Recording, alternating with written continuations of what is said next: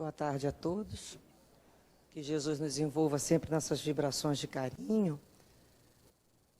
E é com ingresso de alegria, né, que dizemos nossas primeiras palavras por obrigado, né, pelo convite. Obrigado a Deus por poder participar da construção de uma casa. É bonito, né, é grandioso, na realidade, vermos o trabalho sendo desenvolvido, o trabalho no bem. A gente sabe que o trabalho aparece na medida que o trabalhador se habilita. Nós sabemos que um trabalho desse não é fruto de improviso. Existe, por trás dos bastidores, muita luta, muito sacrifício, muito esforço, muitos erros tentando acertar. E como vale a pena, né, ao retornarmos, encontrarmos o trabalho crescendo e crescendo cada vez mais. Nada mais demonstra que o trabalho cresce e é bem visto quando ele aparece, né, desse momento com seus vários desdobramentos. Na tarde de hoje, nós vamos falar sobre a fala, sobre a palavra, na realidade. A palavra é um instrumento valioso quando bem utilizado. É pela palavra que nós construímos, é pela palavra que instruímos, foi pela palavra que Jesus nos consolou, através da Boa Nova. São palavras. Palavras que edificam, palavras de esperança, palavras que nos fazem retornar e tentar mais uma vez, que nos causam entusiasmo, né? Que nos colocam novamente com um desejo imenso de mais uma vez experimentar. São as palavras que nos movimentam. Muitas vezes, esse instrumento é mal utilizado por alguns homens que a utilizam para fazerem o quê? A guerra, para a dominação, né? Quantos casos nós conhecemos do magnetismo da fala, daqueles que conduziram povos para grandes guerras. Pessoas que conhecemos que utilizam a palavra para ferir, para machucar o outro, alegando que precisam ter o zelo com a verdade, quando na realidade é pura maldade. Né? Imagina, Chico Xavier mesmo diz, se ele tivesse que conviver com uma pessoa que falasse a verdade para ele o tempo todo, ele enlouqueceria. Né? E é uma grande verdade mesmo. Imagina alguém dizendo a verdade para a gente o tempo todo. A gente, quando escuta alguém falando assim, olha, vou te falar uma verdade, a gente já treme, né? Porque a gente já sabe. Nós conhecemos. Geralmente nós conhecemos as nossas problemáticas. Então é como o outro vem falar. Não é o falar, é a forma como o outro nos traz aquela fala como um bisturi frio e indiferente, lancetando, né, os nossos tumores sem dó nem piedade. Esquecidos que sofremos. Outros utilizam a palavra para persuadir, para manipular. Então, muitas vezes eles se escondem naquela figura, né, de cordeiros.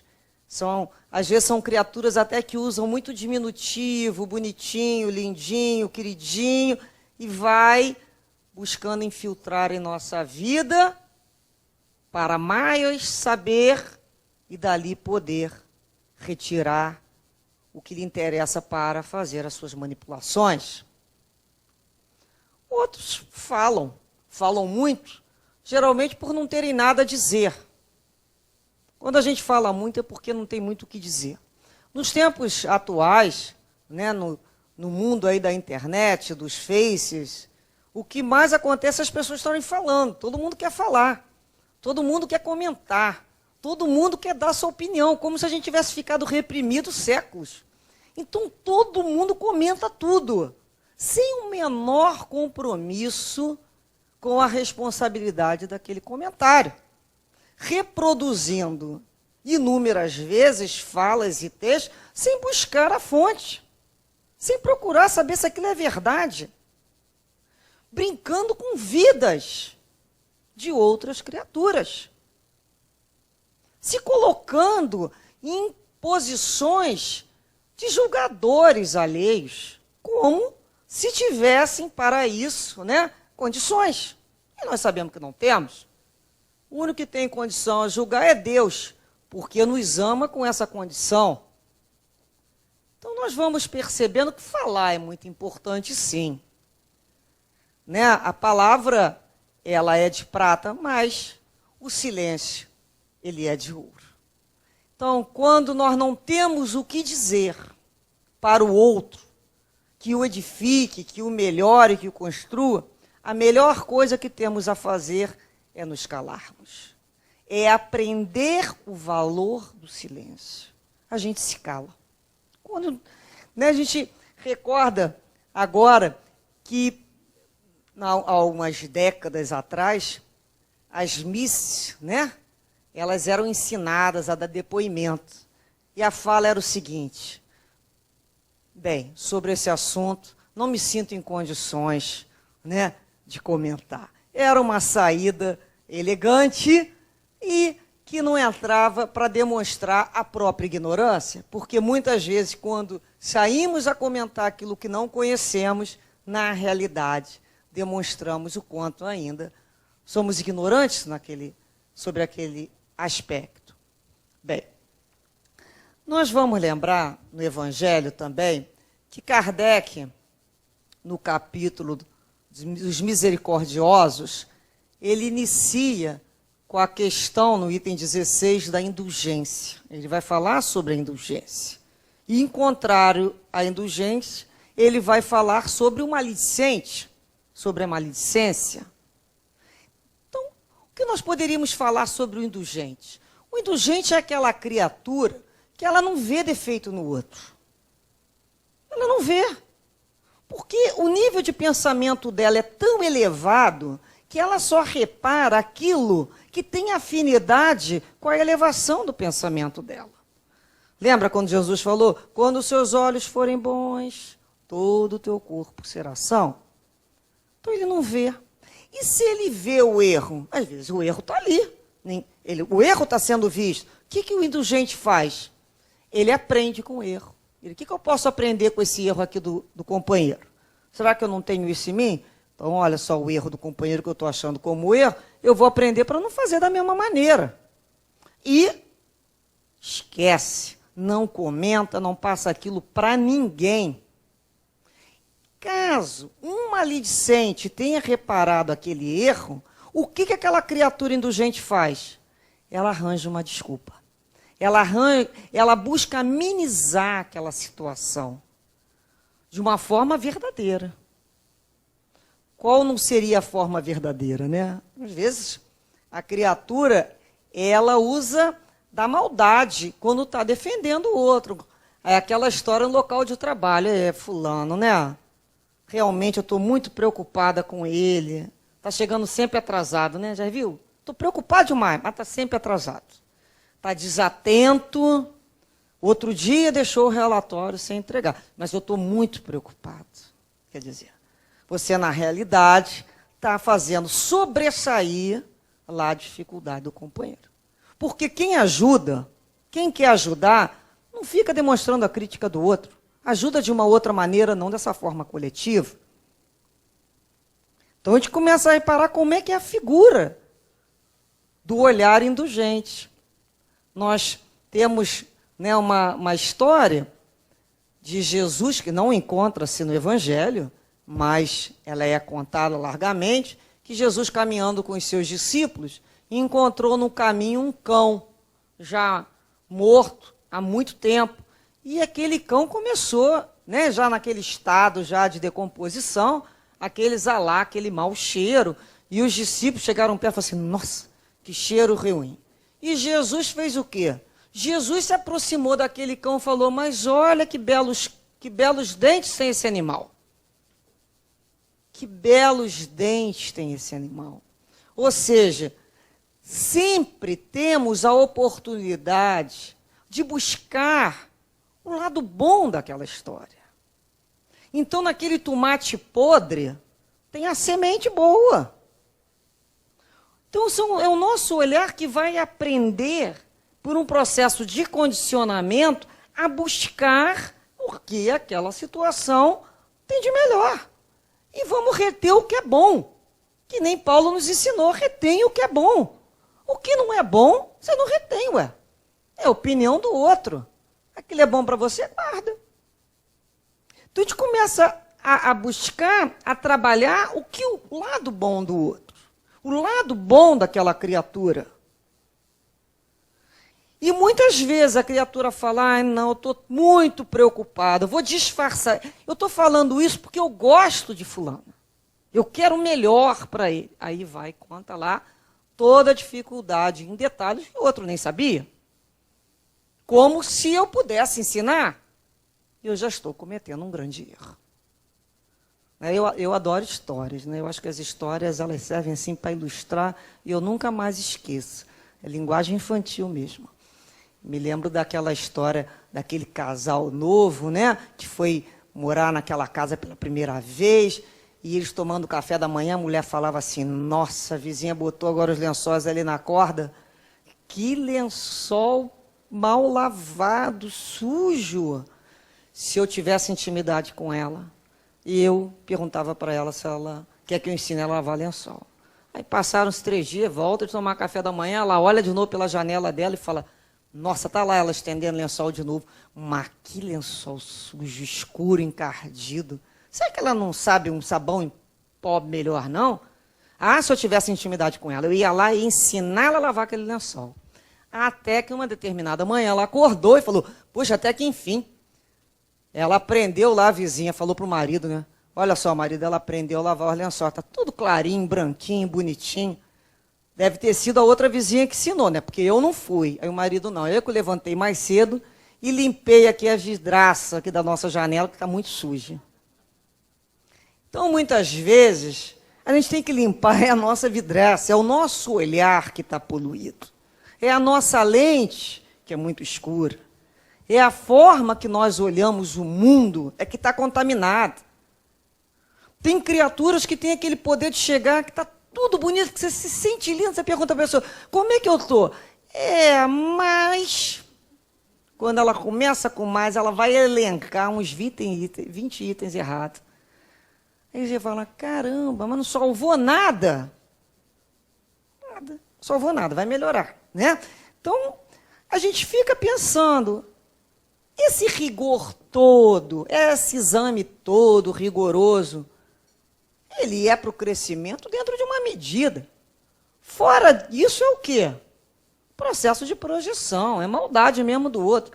Porque a maioria de nós precisamos sim de percebermos necessidade de mudar. De vez em quando a gente precisa lá daquele, né, aquele tapinha que a gente fala no bumbum para caminhar, mas a gente também precisa do ombro. A gente precisa do ombro amigo. A gente precisa daquele que diz assim, olha, você fez o seu melhor. Vamos ter paciência. Vamos esperar o tempo. Vamos esperar amadurecer essa ideia. Então, nós caminhamos assim. Nós vivermos o tempo todo sobre pessoas que nos agridem, o que aconteceria? Deus não agride ninguém. Deus não para a sua atividade para nos chamar a atenção. Deus confia na sua lei, que é lei, né, de perfeição. Deus nos agride, Deus nos aguarda. O momento ideal, o momento que nós tivermos maturidade para vivenciarmos determinadas situações.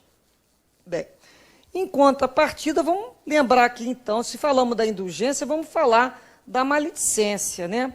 A maledicência, e o maledicência é aquela criatura que tem uma disposição muito rápida para julgar o outro, de uma forma ruim, negativa, geralmente mesquinho, geralmente ele se oculta.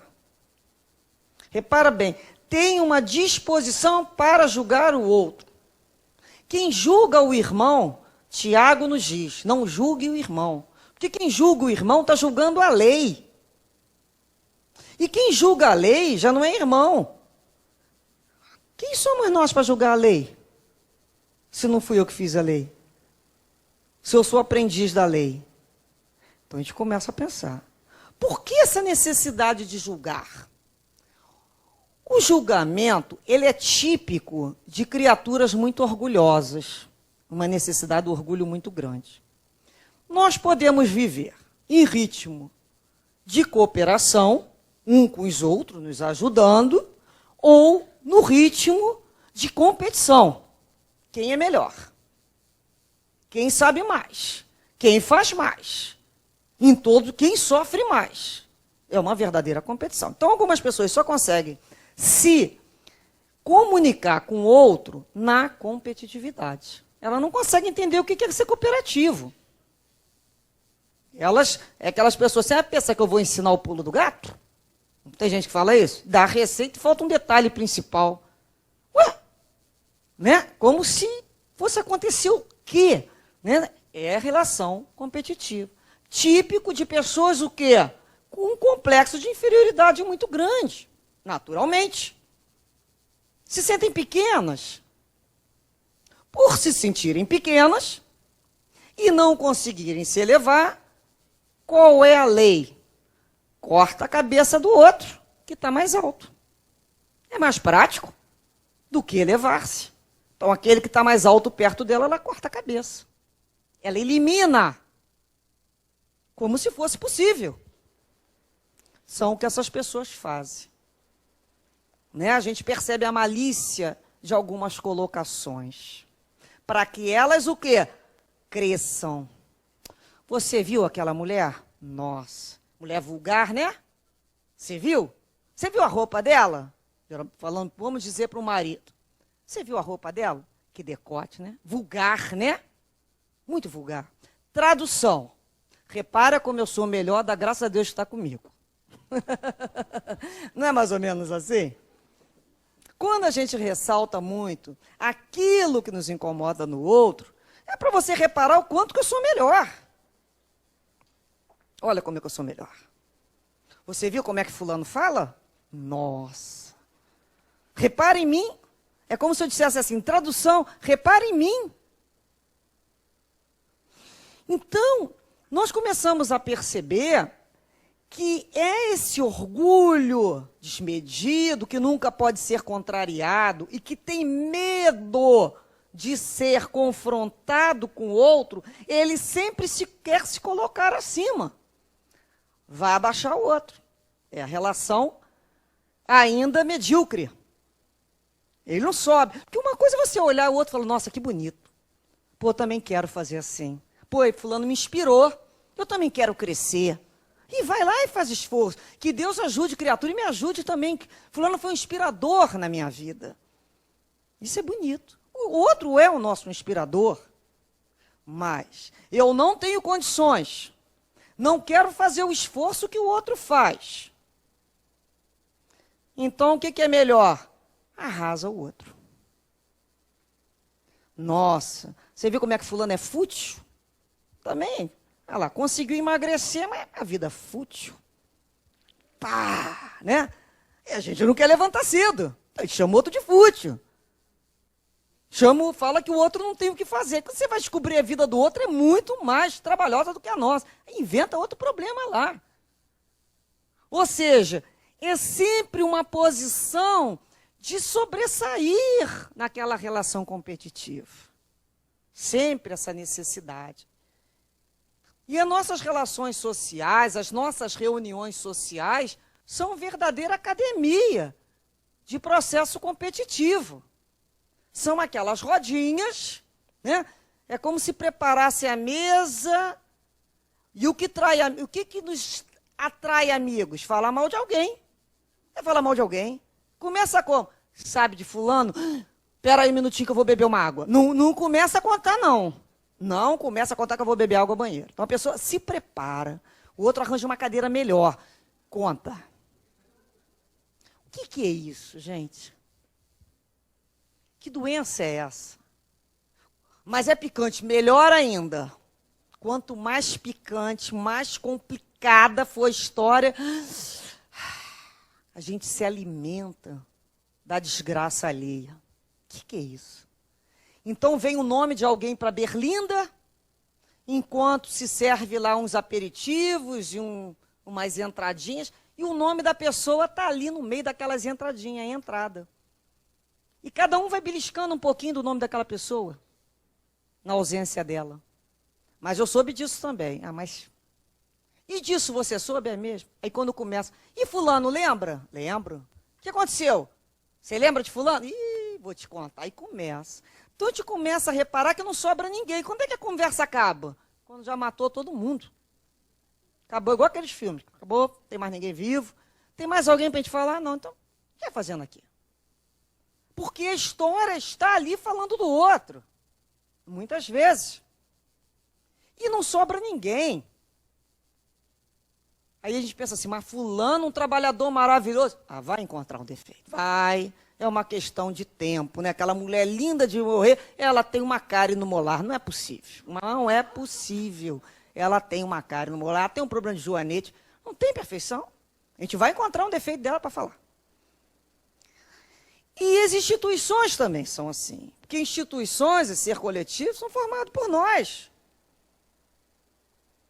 E quantas vezes esse mal, que é usar maledicência, começa a penetrar dentro do trabalho, dentro da doutrina espírita. Né? Eu já participei de um grupo uma vez que estava numa avaliação de companheiros e estava lá falando da companheira. E, de repente, uma companheira surgiu lá na tela mental de determinada criatura que começou a falar mal da criatura no grupo, como trabalhadora, que a boca era impura porque ela fumava, não percebendo que as pessoas estavam metendo fumo naquele que fumava. Ou seja, qual é o veneno pior? Qual é o vício pior? O do fumo ou da língua envenenada? São vícios.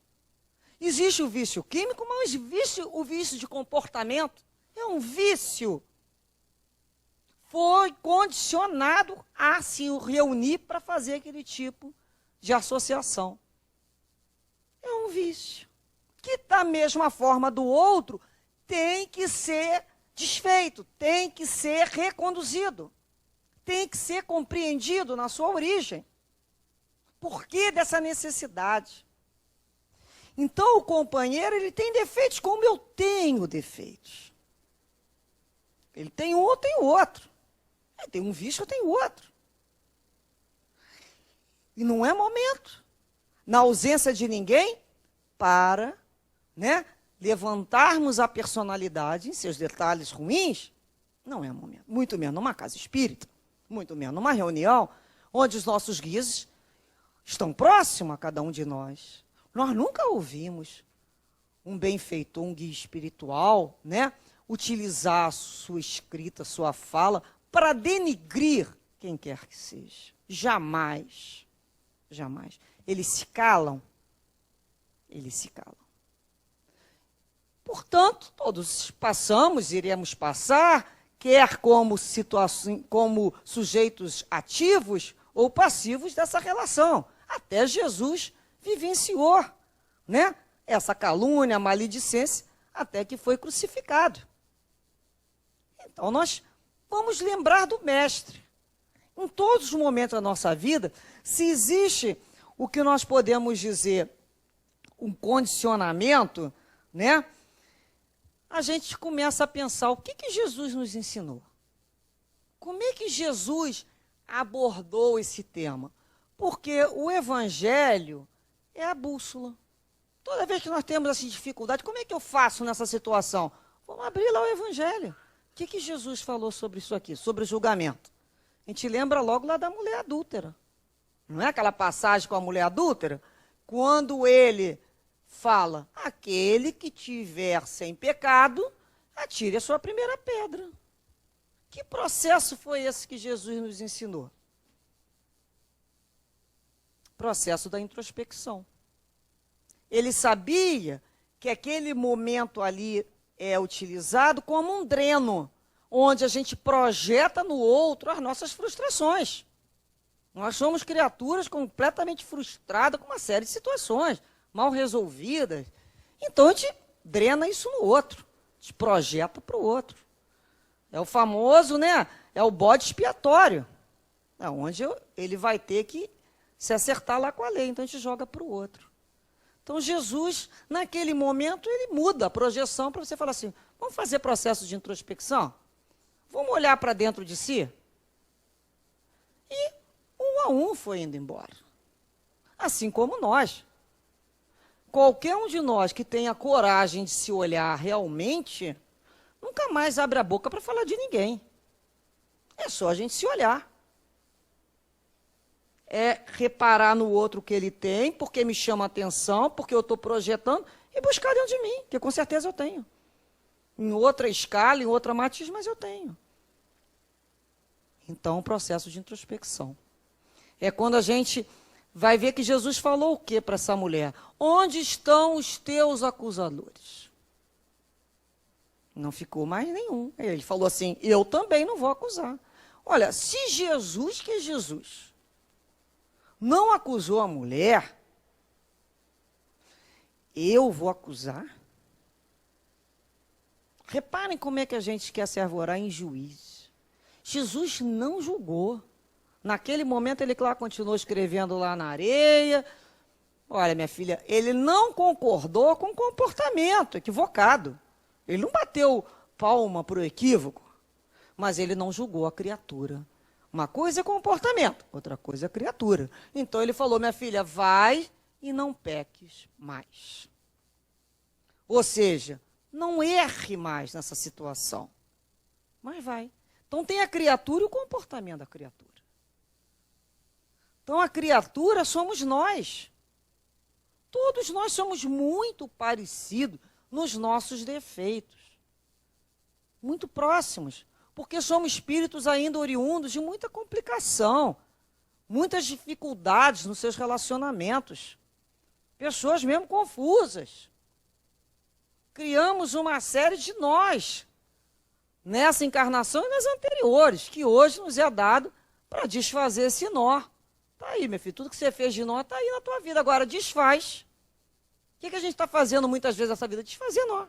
Desfazer nó que a gente deu lá atrás, de uma forma irresponsável. Muitas vezes, passamos também pelo processo desse julgamento, da calúnia com a gente. Nós estamos num planeta de prova e expiação que estamos vivenciando as dificuldades muito parecidas. Então, inúmeras vezes nós vamos ver criaturas falando assim, olha, estou te vendendo peixe como eu comprei. Eu não vi não, mas a situação é essa aqui, olha. Bem, aí a gente começa a pensar. Olha o perigo de determinadas situações. Então nós somos convocados. Em todos os instantes, nós somos convidados a dar nossa opinião. Em tudo. Pode estar na padaria, tem da hora que você acorda, da hora que dorme, você tem que dar a tua opinião, nem que seja mental. Nós somos solicitados. Existe um mecanismo de solicitação do mundo que nos chama a aprender. O que você acha disso aí? A gente fala que nem é melhor, não tem uma resposta pronta a esse respeito, né? E a gente se dá esse luxo de começar a estudar para entender aquilo ali. Ou então sai repetindo a opinião do outro, como se fosse um papagaio de pirata que nem sabe o que está falando. E muitas vezes as criaturas dão as suas opiniões, altamente preconceituosas ainda, maliciosas. Se você perguntar para a pessoa, por que você chegou a essa conclusão? Ah, não sei. Eu aprendi lá em casa que é assim. Como aprendeu lá em casa que é assim? A gente, quando é criança, a gente engole o que o outro nos dá. Depois de uma idade, a gente começa a elaborar o pensamento e fala assim, não, isso aqui não está mais de acordo. Então, no momento que nós buscamos Jesus na nossa vida, no momento que nós elegemos Jesus, o nosso mestre, sinal que ele sabe nos ensinar. Então, é nas suas lições que nós vamos vivenciar. Então, é o momento que eu começo a comparar a minha vida, o rascunho da minha vida, com o modelo, com o paradigma do Cristo. E vejo o que está muito fora. Lógico, está quase tudo fora. Mas é por aí que a gente vai consertando. A nossa vida é um rascunho. E que as reencarnações nada mais servem para reescrever essas histórias. E cada vez melhor. Então não é questão mais do orgulho de eu me colocar adiante, me comparando com outro e arriar outro para me sentir grande. Não. É buscar ter humildade. E abolir o orgulho da vida. E ser humilde não é ser uma criatura fraca, ser humilde não é falar mansinho, ser humilde não é falar molinho, Ser humilde é se colocar na vida como se é. É como eu sou.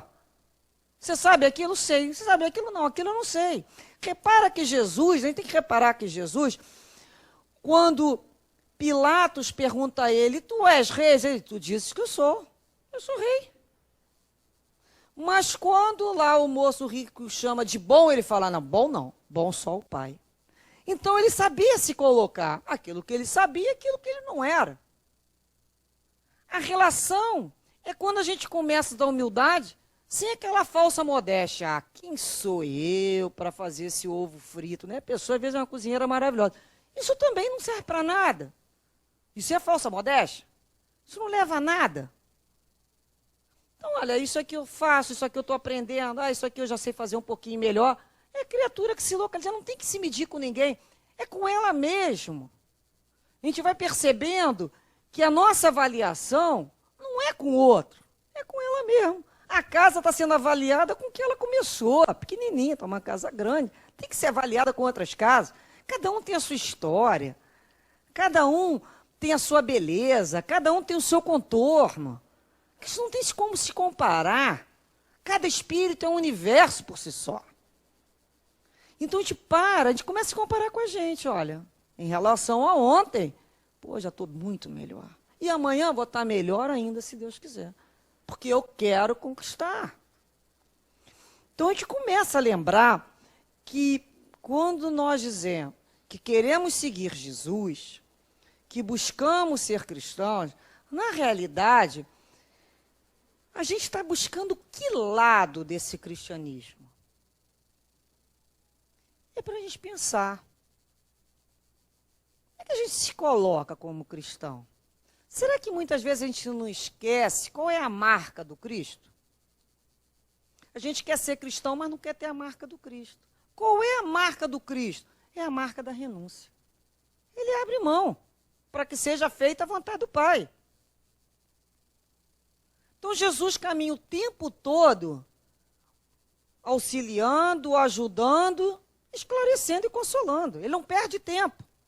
Né? No livro Boa Nova, tem um momento lá no capítulo sobre o perdão, que eles se encontram numa cidade e Filipe e Pedro falam para ele, ó, Senhor, passamos por essa cidade aí, todo mundo está falando mal do Senhor.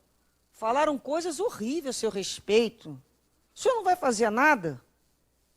Ele falou, meu filho, né? Uma questão que ele pergunta é o seguinte, não seria muita vaidade exigirmos que todos fizessem da gente uma boa ideia? Primeiramente, realmente muita vaidade. Querer que todo mundo goste da gente?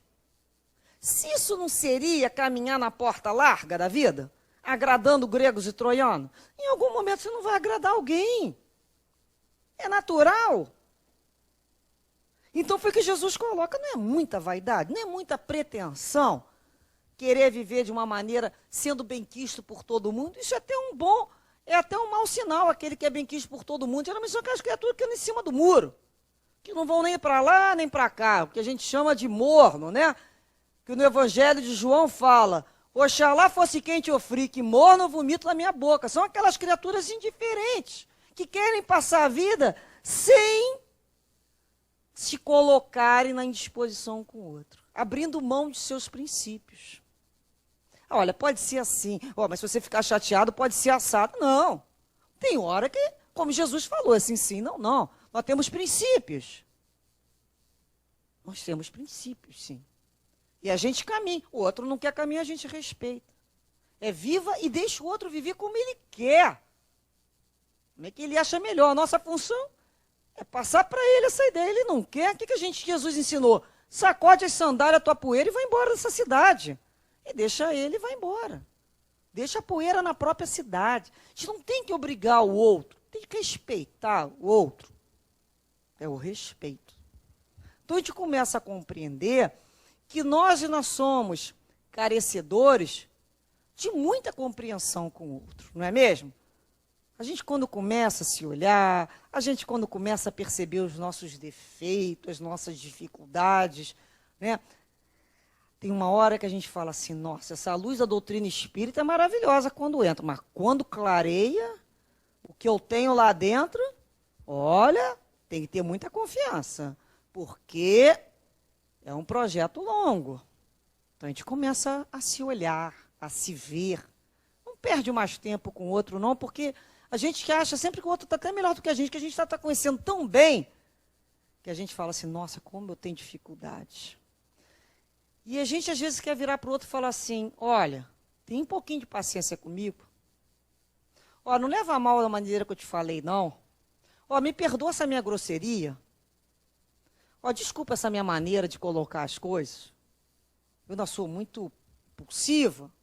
Somos nós. Porque a gente, quando começa a se perceber, a gente começa a se ouvir por trás das palavras. A gente começa a perceber o nosso excesso de movimento, de agitação, de vazio, muitas vezes. E se coloca de uma forma imperativa na presença do outro, dando ordens, ensinando a viver, julgando, né? Como se fosse a palmatória do mundo. E o convite de Jesus é, observe-se. Tens condições para isso? Então a gente se aquieta. Quando o outro nos difama, né? Quando o outro nos calunia, qual de nós não passou por isso? Certamente todos. Passamos por equívocos, que a gente fala assim, nossa, é isso que fulano acha, né? Então, muitas vezes aquilo traz um transtorno potencial mesmo, com consequências inimagináveis na área do trabalho. E pode ser até criança que não tenha, que os pais não ensinem a ter responsabilidade pelo que fala, falar mal de um professor, de uma professora, ou coloca a culpa de uma subtração de uma quantia no trabalhador da casa. Vocês já imaginaram? Por medo de assumir responsabilidades, ou para se eximir de certas situações, fala-se maliciosamente. Eu não sei não, mas eu acho que fulano está olhando meio assim. Aí você joga aquilo lá no ar. Joga lá no ar. Não, eu não disse nada, não. Ele que entendeu daquela maneira. Não tem jeito, depois que a fofoca foi instaurado, que fulano foi mandado embora. Não, mas eu não disse. Ele interpretou daquela maneira. Vou tentar consertar isso. Tem jeito? Não tem. Né? Mais uma vez, te lembro daquela história de um monge, né? Vendo lá os seus discípulos, e repara que um deles fala muito mal dos companheiros. Então ele fala assim, olha, vou te ensinar uma coisa. E leva ele lá para uma torre, caminha, vamos subir mais. Vai no último, ele fala, estou cansado, vamos subir mais, bem alto da torre. Aí ele arranja um saco, igual aqueles aninhados, fala assim, agora abre este saco e joga a torre aqui acima. Esparrama isso aí. Ele achava que o saco era grande, mas muito leve. O que tinha dentro do saco? Um montão de pena. Ele jogou aquela pena lá de cima da torre. Aí depois o mestre falou, então agora você vai lá embaixo e cata uma por uma. Ele falou, mas eu não tenho condições. Ele, meu filho, assim é injúria e é difamação. Palavras soltas, depois não voltam mais. Não tem mais como consertar. Então é a questão da responsabilidade. Tem vidas em jogo. Nem todo mundo vai levar aquilo na brincadeira. Ah, mas foi uma brincadeira. Não, é o respeito pelo outro. É o respeito pelo outro. Então a gente começa a entender que quando nós passarmos por isso, a gente lembra assim. Eu me lembro do Altivo que perguntavam assim para ele, Altivo, sabe o que falaram de você? Altivo é o nosso presidente lá do Leão Denis, para quem não sabe, nosso saudoso Altivo. Altivo, sabia que fulano falou de você? Ele falou assim, ah, não sei nem quero saber, que se ele quisesse que eu soubesse, ele mesmo me contava. Né?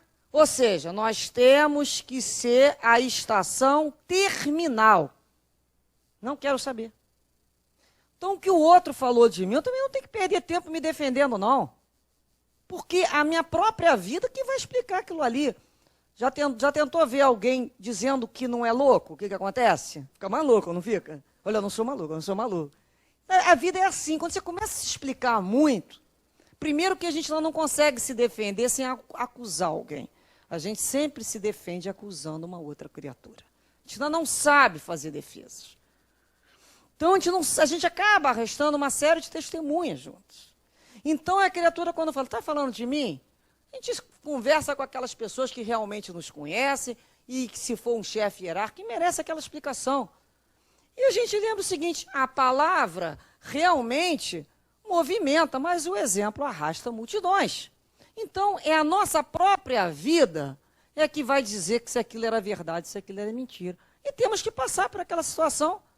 Ou porque já fizemos alguém passar pela calúnia, ou porque precisamos aprender a ter a resistência de vivenciar a calúnia. Calados. Dessa vez, calados. Não mais eliminando o outro que fez a calúnia. É pensando assim, fez isso, ele é um doente, é uma alma ainda adoentada, infeliz, e que o crescimento do outro incomoda. A gente fala assim, mas eu cresci, para aquela criatura a gente cresceu. A gente mesmo olha e fala assim, mas inveja de quê, gente? Cheio de problema, a gente não fala isso? Fez isso porque tem inveja. Inveja de quê? Cheio de problema. Mas a inveja, muitas vezes, dá a possibilidade do outro ter iniciativa de crescimento. E isso incomoda, porque o outro demonstra aquilo que ele não tem, do que ele não faz, o seu lado sombrio. Isso incomoda muito. Então, quando vivenciarmos a calúnia, silêncio. Entreguemos na mão de Deus, aos pés do Cristo, e falou, Senhor, proteger essa criatura para que ela tenha força para depois se encontrar com a lei, que eu vou prosseguir. Né? Deixa os cachorros latindo e a caravana passa. Nunca vamos agradar a todos. E quando formos convidados para participar da calúnia? Nós vamos simplesmente dizer assim, olha, agradeço, né? Já vivi isso. Qual de nós não viveu essa fase? Eu não quero. Muitas vezes a gente foge de determinadas reuniões sociais, de determinados companheiros que a gente já sabe que aquela reunião vai ser para falar mal dos outros. E como a gente ainda não está muito contido, né? Muito bem auto-administrado, no início a gente fala, não, olha, muito obrigado, passo. Até que chega um ponto que a gente já consegue estar naquele meio e simplesmente utilizar, como Joana de Ângeles fala, o algodão do silêncio, muitas vezes. Busca colocar-se como um advogado, como se eu estivesse advogando meu filho. O que eu gostaria para mim que alguém fizesse é quando a gente fala para a criatura, olha, fulano não está aqui, vamos respeitá-lo. Olha, eu não gosto desse tipo de conversa. Olha, eu não quero saber. Vocês vão mudar de assunto? Né? É uma forma gentil. Também a gente não vai virar para o outro e falar assim, eu não quero ser fofoqueiro como você. Não, né? Não é isso é malícia. É quando a gente repara aquela conversa, começando a ter aquele rumo, a gente segura e fala assim, olha, deixa eu falar de mim aqui, ó. Eu também tenho isso. Você sabia que você me lembrou realmente que fulano tem esse problema? Você sabia que eu também... A gente começa a falar da gente e mostrar o quanto nós ainda somos credores de muita misericórdia. Então, possamos encerrar lembrando, né, que Deus quer misericórdia e não sacrifício. Não sacrifício do outro. Nós não fomos chamados ao mundo para destruir o que está imperfeito nem incompleto. Nós fomos chamados para ajudarmos uns aos outros na obra de construção coletiva e individual. Se não tivermos uma palavra de construção positiva, aprendamos o valor do silêncio e da prece, até que estejamos condicionados a sermos indulgentes, como Jesus nos ensinou. Que Jesus abençoe a cada um de nós e que Ele consiga fazer com que observemos a luz dos companheiros, porque se Jesus veio ao mundo, foi porque Ele viu luz em cada um de nós. E que nós, da nossa maneira também, possamos buscar a luz do companheiro e que brilhe as vossas luzes. Graças a Deus.